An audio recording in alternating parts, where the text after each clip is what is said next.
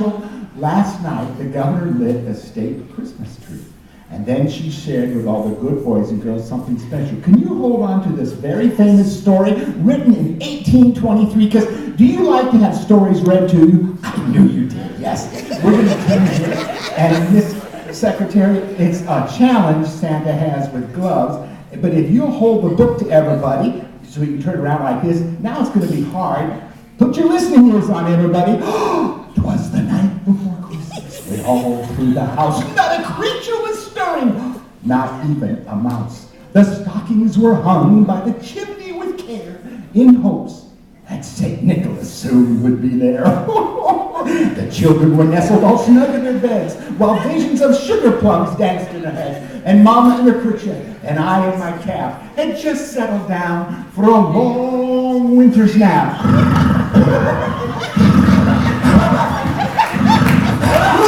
But out in the lawn there arose such a clatter, I sprang from my bed to see what was the matter. Laid at the window, I flew like a flash, tore open the shutters, threw up the sash.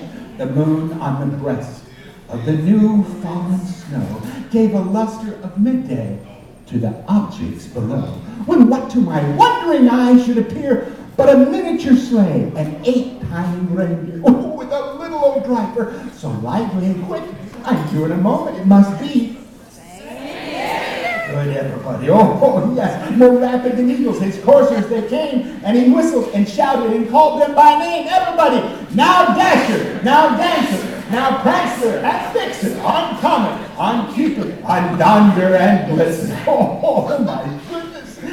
To the top of the porch, to the top of the wall, now dash away, dash away, dash away all, as dry leaves from a wild hurricane fly. When they meet with an obstacle, oh, they mount to the sky. So up to the housetop, the coursers they flew, with a sleigh full of toys, and St. Nicholas too. And then in a twinkling I heard in the roof the prancing and pawing of each little hoof. As I drew in my head and was turning around, down the chimney St. Nicholas came with a bound. He was dressed all in fur from his head to his foot, and his clothes were tarnished with ashes and soot. Secretary Marshall, take a look at it. What's missing? Where could it be? It got caught on the chimney. You're exactly right. Now, Secretary, take a look. Does that look like me? Show me, does this look like me? Show the picture. Does that look like me? A little bit. Now, look again closely, real quick. Are you ready, everybody? Look at the picture.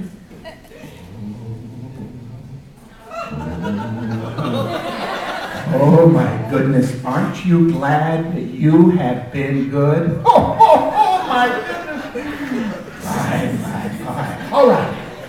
A bundle of toys he had flung on his back, and he looked like a peddler just opening his pack. His eyes, how they twinkled, his dimples, how hairy, his cheeks were like roses, his nose like a cherry, his droll little mouth was drawn up like a bow, and the beard on his chin was nearly white as snow. A stump of a pipe he held tight in his teeth, and the smoke had encircled his head like a wreath. He had a broad face and a round little belly. Oh, that shook when he laughed like a bowl full of jelly. It was chubby and plump, a right jolly old elf, and I laughed when I saw him in spite of myself. A wink of an eye, a twist of his head soon gave me to know I had nothing to dread. He spoke not a word, but went straight to his work and filled all the stockings and turned with a jerk, and laying his finger to the side of his nose and giving a nod, up the chimney he rose. He sprang to his sleigh, to his team gave a whistle, and away they all flew like the dawn of the thistle.